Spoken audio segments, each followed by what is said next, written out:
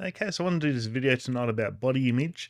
Body image, the new cryptocurrency. Everyone thinks they're going to get rich quick from having like super duper Instagram, OnlyFans, that sort of thing. And I thought I'd give you my experience because I've been on both sides of the fence where I sort of made money from my body image and also getting trolled and taunted and that sort of thing on in my comments. And now I'm doing YouTube and I'm older and fatter, and they're just calling me a beast, blah blah blah, all the rest of it. So I'll give you a bit of a rundown of what I used to do in the past. So let's go here first. So yeah, I used to do modeling back in the 90s. As you can see, I was a young walrus. So these were some of my headshots. Let's have a look. Yeah, I called that the referee top, um, the cheeky banker. So I used to do like catalogs, high end catalogs in Adelaide. That was for Trims, I think that was. Yeah, and some of the best photographers, all that sort of thing. And used to do some modeling, just, photographers that wanted to do some portfolio shots, my Baywatch shot. Also used to do billboards. This was a big billboard for a housing estate. Parades, my fake wedding. Lot of catalogue work. I reckon maybe 200-300 jobs doing catalogue work. It was for Bayletti's sports store. And yeah, so when I was what was it, 1996, got my portfolio, and went over to see my sister in England, and took my portfolio to like all the top agencies in London. Got offered to sign up. They said it would take like 6 months to get established, and I sort of thought, oh, I don't have to. I was 25. I didn't have 20 grand in the bank to, get established. So I sort of gave it a bit of a miss. So a bit of a missed opportunity. I was with Elite, I believe. I've got the cards somewhere. Haven't dug them up. But yeah, so I've been on both sides of the fence. And another thing that prompted me to do this, I'll zip over to my Safari browser. On you get. There's a program called Mirror Mirror. It's by Todd Sampson. He was like a ex-advertising exec, so he sort of knew the way that the media and that sort of thing just promotes image. And one of the most poignant things was right at the beginning of the show. It was a two-part show, and they were asking kids at school, what would you rather be? Would you rather be good looking or smart?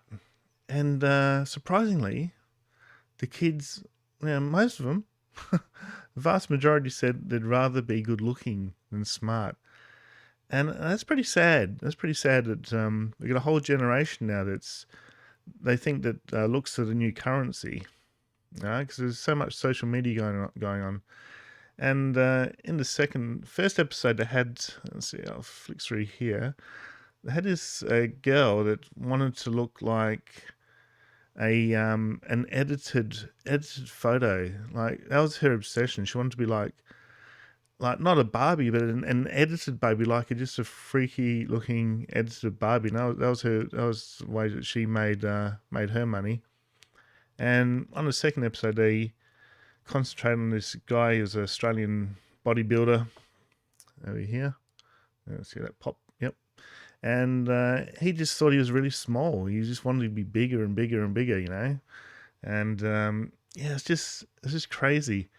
And there's a lot of girls around that think that their looks are their currency. So I dug up this old article because this is like an urban legend. It was going around a few years ago. This was what was it, back in 2007? This looks like. It always stuck in my mind, so I googled it and found it again. It was basically this woman who thought that she'd do an ad, she'd be really, really, really upfront, and said, I'm looking. It says woman seeks rich husband. Banker says crappy deal, right? So she put an ad on Craigslist. Deal or no deal. an online exchange between a woman looking for a husband who earns more than $500,000 a year. So she's looking for a New Yorker, Wall Street banker. Had to earn more than $500,000 per year, right? Who assessed her potential romance as a business deal, has caused quite a stir on the internet. So anyway, so this anonymous 25-year-old woman, so basically the same age I was when I was doing like the peak of my modelling now. Probably good age. You look pretty decent at 25. So this woman's looking pretty decent. 25-year-old woman. Posted an ad for free on online New York community website Craigslist, appealing for advice on how to find a wealthy husband. Right? So this is what she wrote. I know how this sounds, but keep in mind that $1 million a year is middle class in New York City, so I don't think I'm overreaching at all. So she's only asking $500,000, right? The woman who described herself as spectacularly beautiful and superficial, right? Well, she's got the superficial right. I haven't seen a photo of her, so we can't judge how beautiful she is. He goes, I dated a businessman who makes average around $200-250, so that's $250,000. But that's where I seem to hit a roadblock. $250,000 won't get me to Central Park West, she said, asking questions like, where do rich single men hang out? So the mystery banker, he said he fit the bill, offered the woman an analysis of her predicament, describing it as plain and simple a crappy business deal. And this is his reasoning. Have a listen to this.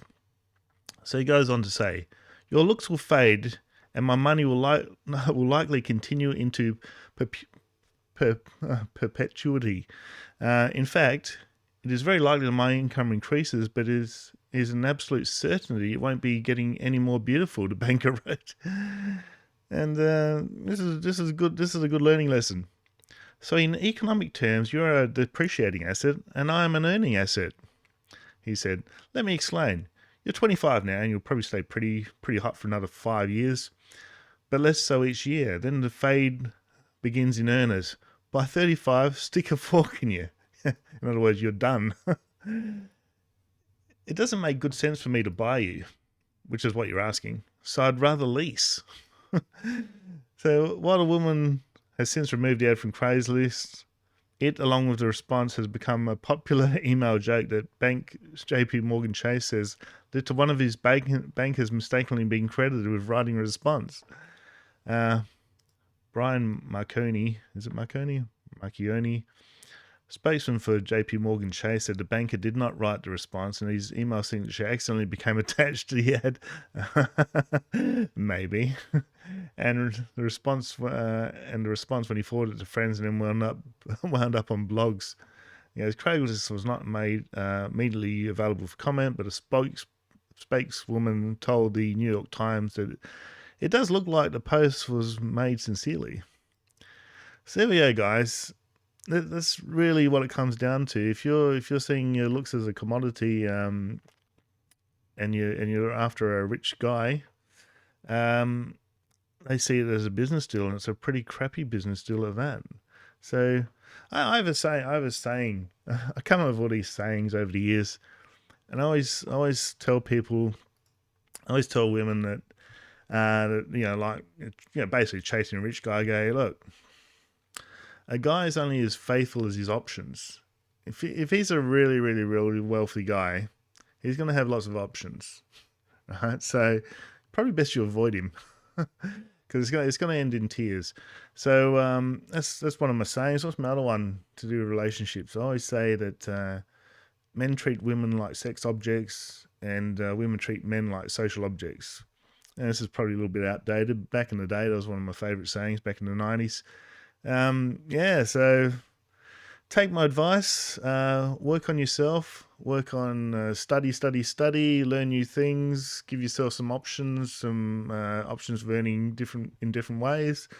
Don't rely on somebody else to support you, and stay awesome. As Serpent ZA said, stay awesome. I'll see you next time. Don't forget to like, subscribe, share. Cheers.